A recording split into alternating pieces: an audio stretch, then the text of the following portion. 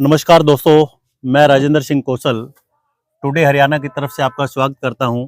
इस समय खनौरी बॉर्डर से मेरे साथ हैं जगजीत सिंह टल्लेवाल जी, जिनका नाम आपको मालूम ही है, बताने की जरूरत नहीं है।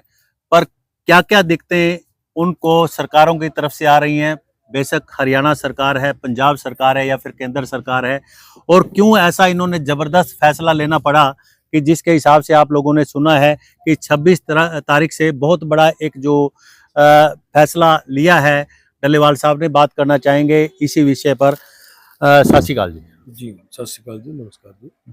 डल्लेवाल साहब, क्यों दिक्कतें इतनी, आपको इतने कड़े फैसले लेने पड़े कि आपको खनौरी बॉर्डर पर एक मरण वर्त पर, जैसा कि आपने ऐलान किया, बैठना पड़ा? देखिए, सबसे बड़ी बात तो ये है कि जब सरकारें कारपोरेट के पक्ष में फैसले लेने शुरू कर दें और देश के किसान और मजदूर जो देश की देश को खड़ा करने के लिए सबसे बड़ी भूमिका निभाने वाले जो लोग हैं, जब उनको बिल्कुल दरकिनार कर दिया जाए, उनकी कहीं पे भी कोई बात ना सुनी जाए, बात ना मानी जाए, तो एक तो ये बात है कि उस समय आंदोलनकारी लोग जो होते हैं, जो जो किसी ऑर्गेनाइजेशन के अगुआ लोग होते हैं, उनको कुछ ना कुछ फिर लोगों के लिए फैसला लेना पड़ता है। जी। हमारी जो विचार है, हमारी जो भावना, हम ये सोच कर चलते हैं कि हमारे लोगों में का नुकसान नहीं होना चाहिए, एक भी आदमी का नुकसान नहीं होना चाहिए, हमें आगू को आगे आना चाहिए। बिल्कुल। अगर आगू देखिए, पीछे हमारा एक नौजवान शुभकर्ण शहीद हुआ इसी जगह पे। यहीं पे, जी। तो सरकार की सेहत पे मतलब उसके दिमाग में कोई असर नहीं है, मर गया तो मर गया। तो फिर इसके आगे फिर ये जिम्मेदारी बनती है कि आगू जो नेता होते हैं वो नितर कर आगे आए। एक बात तो ये है। जी। दूसरी बात ये है कि हालात कैसे बने, क्यों बने। देखिए, जो हमारी डिमांड्स हम लेकर जा रहे हैं, इनमें कोई नई मांग नहीं है। सब के सब वो मांगे हैं जो सरकार ने अलग अलग समय पे हमारे साथ कमिटमेंट्स की हुई है, मानी हुई मांगे हैं। जब सरकार ने ये मान चुकी है ये हमारी मांगे, तो उन मांगों को लागू करवाने की जब बात आती है, तो फिर सरकार उस रास्ते पे चलती है। अगर किसी ने किसी का कोई पैसे देने हो ना, जी। तो जब पैसे लेने वाला घर पे आकर दरवाजा खटखटाता है, तो वो अंदर बैठे ही आवाज दे देता है परिवार को कि ये बोल दो भाई वो घर ही है नहीं नहीं, है, है नहीं। है नहीं है। जी। वो की है सरकार ने। जब लोगों के साथ तेरी कमिटमेंट की है, तो लोग आपको वो आपके याद दिलाने आ रहे हैं। तो इस तरीके का हरियाणा और पंजाब के बॉर्डर के ऊपर इस तरह की बैरिगेटिंग, मेरा ख्याल है आपने पत्रकारिता की लाइन में जी। पहली बार ऐसी देश के अंदर बैरिगेटिंग हुई देखी हो। अभी जिक्र हो रहा था कि हिंदुस्तान और पाकिस्तान का कि बॉर्डर भी ऐसा नहीं है जो कि खनौरी और शंभू बॉर्डर बन गया। बन चुका है। जी। तो जब ऐसा हो जाए, तो जो जो हमारे प्रधानमंत्री जी रोज ये बोलते हैं कि देखिए जी, दुनिया का, वर्ल्ड का सबसे बड़ा लोकतंत्र है भारत। अगर बिल्कुल। सबसे बड़ा लोकतंत्र है भाई भारत, पूरे वर्ल्ड के अंदर एजिटेशन हो रही है, किसान अपने ट्रैक्टर ट्रॉलियां अपने साधन लेकर अपनी राजधानी में जाते हैं, वो अपनी बात रखते हैं। तो यहाँ पे किसानों को अगर आप राजधानी में जाना चाह रहे हैं और उनको जाने नहीं दिया जा रहा, जी। यहाँ पे रोक कर रखा हुआ है। सर, अभी खट्टर के साहब का बयान आया है, मनोहर लाल खट्टर का। पीछे मुख्यमंत्री थे, अब नायब सिंह सैनी हरियाणा के मुख्यमंत्री हैं। उन्होंने कहा कि किसान अगर ट्रैक्टर ट्रालियों के अलावा कोई ऐसे साधन से नहीं जाते और पैदल या कोई बसों में जाते हैं, तो उनको कोई शांतिपूर्वक ढंग से कोई नहीं रोकेगा, वो जा सकते हैं दिल्ली। नहीं, देखिए सवाल ये है, इसमें भी एक राजनीति है। हम्म।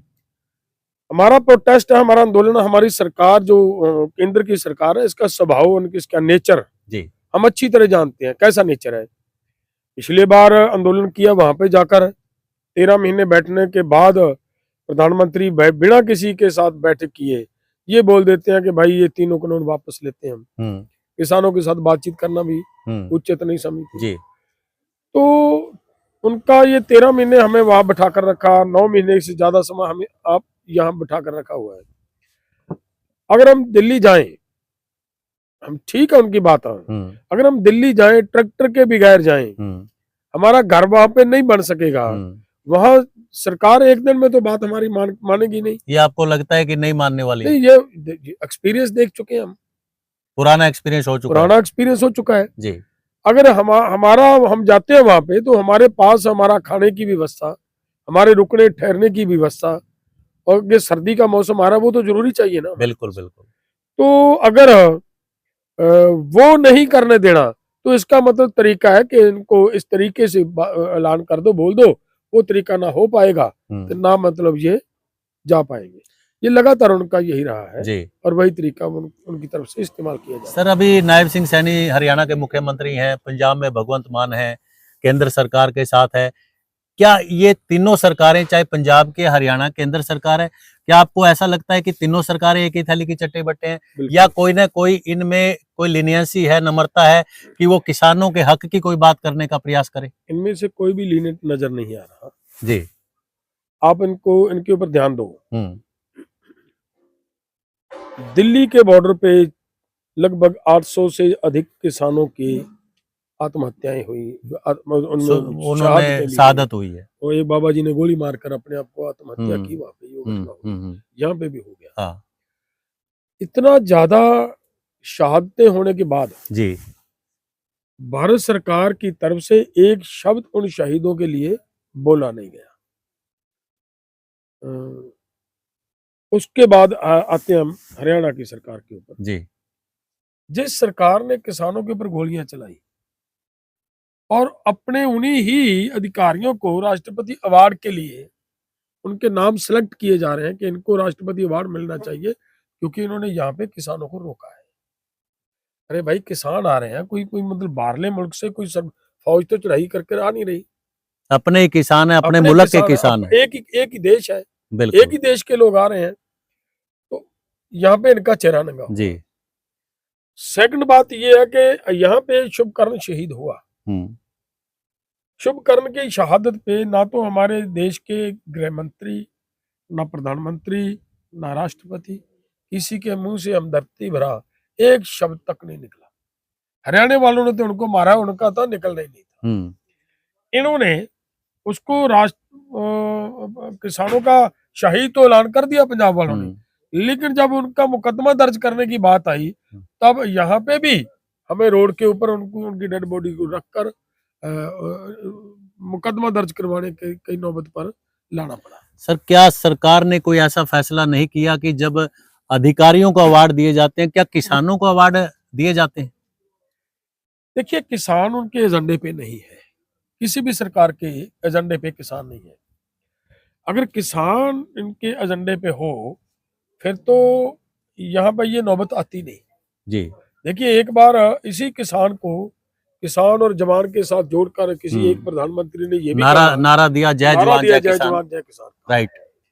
जब एक प्रधानमंत्री जय जवान जय किसान का नारा देता है तो दूसरा वही सरकार किसानों को आतंकी बोलती है, किसानों को खालिस्तानी बोलती है, शब्द ऐसे इस्तेमाल किए गए, किसानों को मतलब मवाली बोलती है।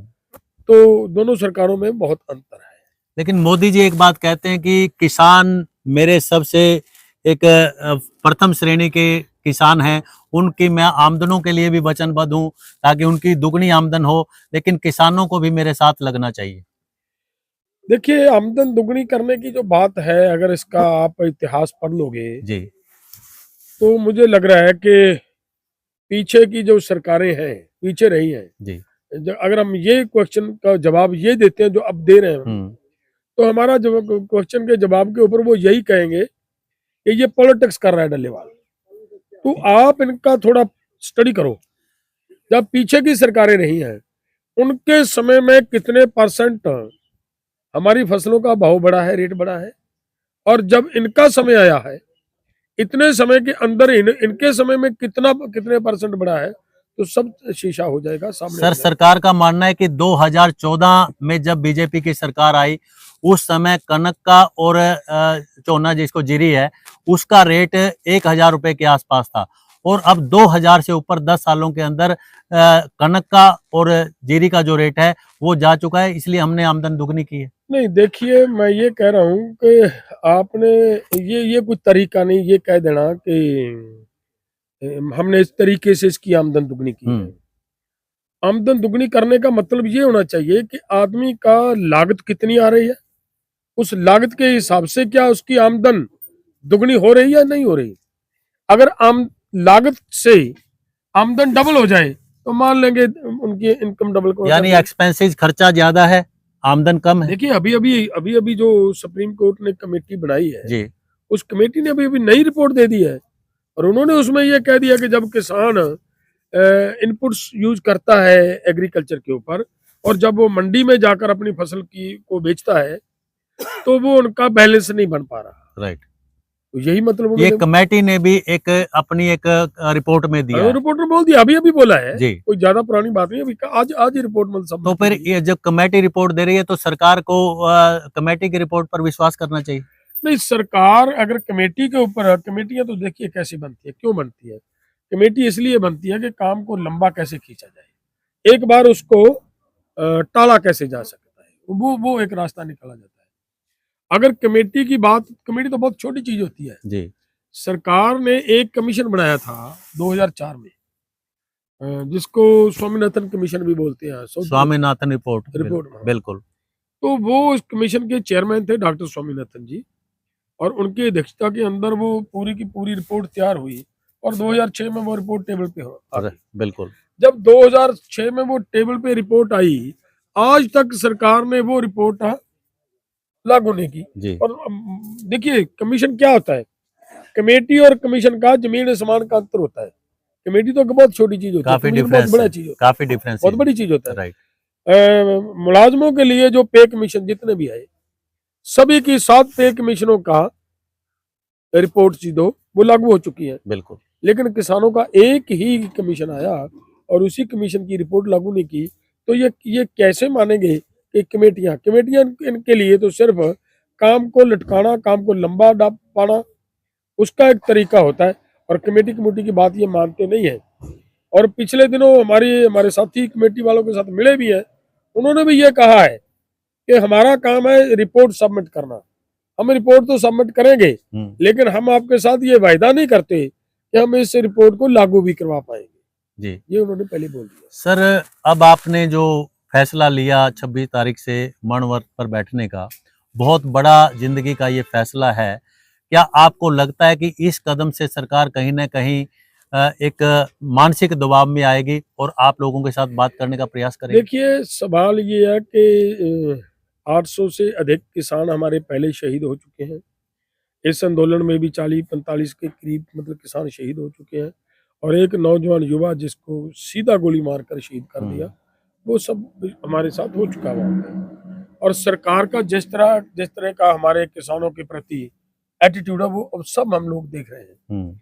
ऐसी कोई उम्मीद नहीं है, लेकिन एक बात ये है कि आंदोलन को पीसफुली लड़ते हुए और तेज करना और सोई हुई सरकार की आंखों उनकी नींद से उनको जगाना, यही एक रास्ता है। जब हम यहाँ पे शहादत होगी, किसी भी नेता की होगी, हम बैठेंगे पहले, हमारी शहादत के बाद हमारा सेकंड नेता हरदो झंडे जी बैठेंगे, या रूटीन ये चलता रहेगा? ये चलता रहेगा, एक शहादत के बाद दूसरी शहादत, दूसरी के बाद तीसरी। क्या यही एक रास्ता रह गया है? देखिए और दूसरा रास्ता क्या होता है, आंदोलन अगर अगर ये ऐसी बैरिकेडिंग ना होती तो आज तक किसान मतलब दिल्ली पहुंच जाते, रुकते नहीं थे। तो वो तो हमारे अब मतलब हो नहीं पा रहा। तो शांतिपूर्वक ढंग से आंदोलन को और तेज करने का इससे अलावा और कोई रास्ता बचता नहीं। सर, सरकार एक तरफ ये कहती है कि जो किसान नेता है कहीं ना कहीं वो अपना राजनीतिकरण में एक इस्तेमाल होते हैं और चुनाव में आ जाते हैं, और उनके सामने वोटें कितनी आती हैं। अब गुरनाम सिंह चढ़ूनी की बात की जाए या और किसान नेताओं की बात की जाए, तो वो लोग क्यों ऐसा करते हैं, किसान आगू बन के फिर कहीं ना कहीं राजनीति में आते हैं, और फिर जो बल्कि उनकी इतनी जमानत तक जब्त हो जाती है। तो इस मुद्दे को लेकर के आप क्या कहना चाहेंगे? देखिए हम जितने भी यहाँ पे बैठे हैं, इस आंदोलन के सहयोगी जितने भी संगठन है, इनका एक भी साथी ऐसा नहीं मिलेगा आपको जिसने इलेक्शन में, क्या यही गैर राजनीतिक जो मोर्चा है किसानी, हाँ, ये आप लोगों का इसी तरफ से इस्तेमाल है? मेरा देखिए मैं वही बात कह रहा हूँ जी। हमने पीछे जब आंदोलन लड़ा दिल्ली के अंदर, ये एक मतलब हमारा सिद्धांत था जी कि किसी भी पॉलिटिकल नेता को हम स्टेज के ऊपर मंच पे नहीं आने देंगे। मंच पे नहीं आने देंगे जी। और आने भी नहीं दिया। हम्म और वो हमारा आंदोलन जीत भी इसी वजह से हुई हम्म कि हम पूरी तरह नॉन पॉलिटिकल हम्म थे। अब वो साथी जो हम्म चुनाव में भाग ले चुके हैं और उन्होंने पार्टियां बनाकर चुनाव लड़ चुके हैं, जी। तो उनसे तो अब वो क्या उन पॉलिटिकल पार्टियों से कम रह गए? वो तो उन्हीं में शामिल हो वो तो गए। उन्हीं में शामिल हो गए। तो जनता भी सही तो कह रही है कि ये सही कह रहे हैं, बिक जाते हैं। सही कह रही है। तो अगर वो जनता सही करे तभी तो इस आंदोलन में वो नहीं है। उनके चेहरे कभी नजर नहीं आ रहे हैं। आपको इस आंदोलन में वो नजर नहीं आएंगे। और वही सवाल है जो, और आपका ये बड़ा इंपॉर्टेंट सवाल था कि चुनाव लड़ते हैं फिर ऐसा होता है फिर वैसा होता है, तो वो मैंने उसका जवाब ये है। लेकिन बहुत सारे पत्रकार भाई हमारे ऊपर ये भी सवाल करते हैं कि वो दूसरे साथी आपके दूसरे पुराने साथी दिखते नहीं है। तो मेरा ख्याल है सभी को इस बात की समझ लेने आ जानी चाहिए कि आंदोलन पूरी तरह नॉन पॉलिटिकल है। नॉन पॉलिटिकल रखने का हमारा प्रयास जारी है।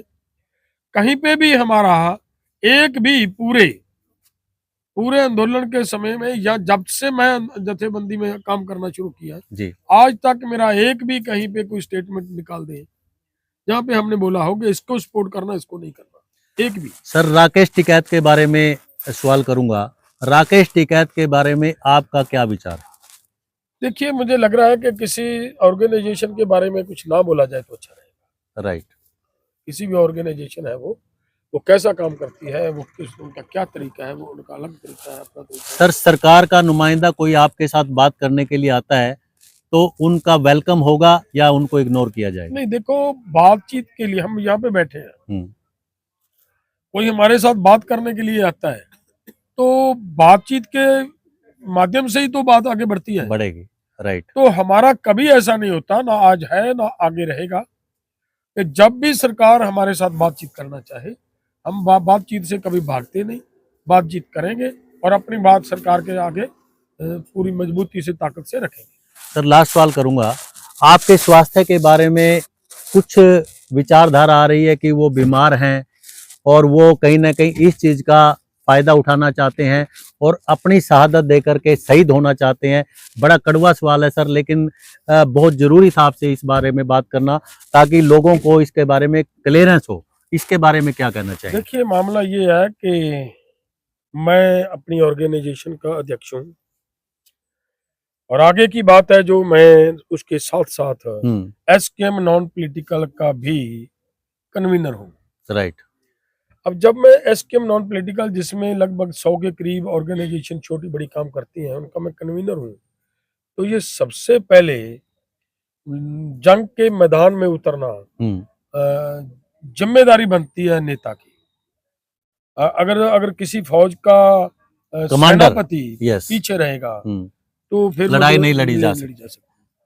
उस हिसाब से मेरा मानना है, मेरी एक विचारधारा, मैं ये मानकर चलता हूँ कि लोग नहीं मरवाने चाहिए, खुद शहीद हो जाओ, खुद शहीद हो अपने हकों के लिए, अपने हकों के लिए। आने वाले समय में हमारे से भी मजबूत नेता आगे आ जाएगा, कोई ना कोई वो संभाल लेगा इसकी कमांड, इसकी। ये तो एक सृष्टि का नियम रहा है। हाँ। एक के जाने के बाद दूसरा कोई ना कोई क्रांतिकारी बन आता है, कोई ना कोई आता है। तो इसमें मैं तो एक बार और भी मतलब एक मिसाल दिया करता हूँ। देखिए, एक मधुमक्खी का छत्ता होता है ना जी, उसमें एक क्वीन होती है, रानी मक्खी जी। वो पूरे बक्से को कंट्रोल करती है और पूरा बक्सा उसका हुक्म ऑर्डर मानता है। हकीकत है जी, ऐसे नहीं उसको रानी बोल दिया, उसमें सच में वो रानी होती है, कोई क्वालिटी है, टैलेंट है, राइट। लेकिन जब वो मर जाती है तो अपने आप ही दूसरी रानी की सिलेक्शन होनी शुरू हो जाती है, अपने आप ही तैयारी हो जाती है कि उनकी कमान कौन संभालेगा। ये ऐसी नहीं होता जी। तो हमारे नेताओं को इस मैदान में उतरना चाहिए, ये हमारी जिम्मेदारी बनती है। हम अपनी पूरी जिम्मेदारी से इस रास्ते पे आगे बढ़ने का प्रयास कर रहे हैं। हमारे एक ऑर्गेनाइजेशन एक परिवार है जी। हमारे साथी भी कभी भावुक हो जाते हैं, इमोशनल हो जाते हैं, राइट। तो मैं उनको भी यही कहता हूँ कि इसमें इमोशनल होने की बात नहीं है। देखिए, किसानों के, लोगों के अधिकारों की बात करनी है, उनके बच्चे, आने वाली भविष्य जीवित रखने की अगर बात करनी है तो फिर किसी ना किसी बड़े फैसले लेने के लिए तैयार रहना पड़ेगा। तो सर मैं लास्ट ही सवाल आपसे करूंगा, क्या किसानों को अपने हक और अपनी मांगे मनवाने के लिए क्या शहादत ही देनी जरूरी है, या सरकार चाहे तो को बातचीत के जरिए किसानों के हकों को मान ले ताकि किसानों को मजबूर ना होना पड़े? देखिए, कोई जरूरी नहीं, कुछ इस बात का किसी को चाव नहीं होता कि मरना है, जब मतलब शहादत इतना है। आसान तो नहीं है इतना आसान नहीं है जी। जो आपका सवाल था कि आप बीमार हो, बीमार होने के बावजूद आप इसका फायदा, कुछ लोग कह रहे हैं कि इसका बीमारी का फायदा उठा रहा है जी जी। तो देखिए, कुछ लोग ऐसा भी कह रहे हैं कि भाई डल्लेवाल बीमार है, उसको नहीं बैठना चाहिए। दोनों तरफ बातें चल दोनों रही तरफ बातें चल रही है। तो डल्लेवाल उसकी परवाह ना करता हुआ, मुझे ये बताइए, किसी आदमी को कोई भी बीमारी हो और इतना बड़ा कदम उठाने के लिए, मेरा ख्याल है वो अपने आप इतना बड़ा कदम उठाने के लिए तैयार नहीं होगा। बहुत जज्बे की जरूरत है। बहुत जज्बे की जरूरत है। राइट। लेकिन मेरे पास मेरी मेडिसिन होती है, और जिस दिन मैं मतलब अनशन पे बैठूंगा उस दिन मेरी मेडिसिन मतलब अपने आप सब मैंने वो बंद कर देनी है। मेडिसिन भी बंद कर देनी? मेडिसिन भी सब बंद हो जाती है, क्योंकि मेडिसिन तो ऐसी होती है ना जी, वो तो ली ही मतलब खाना खाने के साथ ली जाती है। खाना खाओगे नहीं, खाना खाएंगे नहीं तो दवाई लेंगे कैसे, मेडिसिन नहीं लेंगे तो वो वैसे भी नहीं, कुछ नहीं लिया जाता, क्योंकि खाली पेट होता है, उसमें मेडिसिन वगैरह नहीं यूज की जाती जी। बाकी दूसरी बात उसमें एक और भी है, अरे मेडिसिन तो इसलिए लेनी है ना कि हम जिंदा रहें, तंदुरुस्त रहें।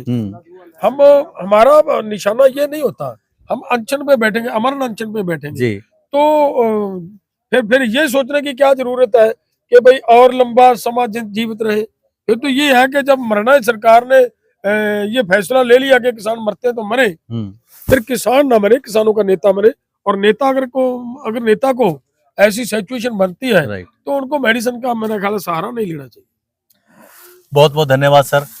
दोस्तों आपने देखा कि बहुत एक विस्तृत चर्चा जो है ना, आज हमें मौका मिला जगजीत सिंह डल्लेवाल जी से बात करने का। इनके बारे में न जाने मीडिया के जरिए कितनी बातें निकल कर आप लोगों के बीच में आती है। इनके स्वास्थ्य को लेकर भी हमने जिक्र किया, हालांकि कड़वा सवाल था, लेकिन किसानों के हक के लिए इन्होंने अपनी मेडिसिन तक एक छोड़ने की बात कही है। सरकार को भी तो खुद सोचना चाहिए। कोई अपने पर्सनल काम के लिए तो ये अपनी कोई अनशन पर बैठने की कोई इनको जरूरत नहीं है। एक किसानी के हक के लिए ये कितना बड़ा फैसला जिंदगी का ले रहे हैं, तो ये सरकारों को खुद भी सोचना चाहिए। और इस समय वक्त की जरूरत है कि सरकार का कोई नुमाइंदा आके किसान जो बैठेंगे इनसे बात करे, ताकि आने वाले समय में ये बहुत बड़ा कोई एक रूप ना ले ले, जिससे ये जो किसान आंदोलन है और किसी रूप में बदल जाए। लेकिन उससे पहले सरकार को दिमाग में सोचने और समझने की बहुत जरूरत है, और किसानों के साथ कहीं ना कहीं बात करने की जरूरत है। दोस्तों खनौरी बॉर्डर से मुझे मौका मिला है, आज डल्लेवाल जी ने जैसा फैसला किया है, ऐलान किया है कि 26 तारीख से मनवर्त पर बैठेंगे, तो मौका मिला हमें खनौरी बॉर्डर से इनसे बात करने का। दोस्तों आपको क्या लगा, और इन किसानों के हकों की लड़ाई लड़ने वाले आगुओं के लिए आपके पास क्या विचार हैं, कमेंट करके आप जरूर बताइएगा, ताकि सरकार के लिए भी ये नसीहत हो कि कम से कम बात करना एक बहुत बड़ा जरिया है, और मिल बैठ के ही बात करने से कोई सॉल्यूशन निकलता है। दोस्तों फिर मिलूंगा नई खबर के साथ। जय हिंद, जय भारत।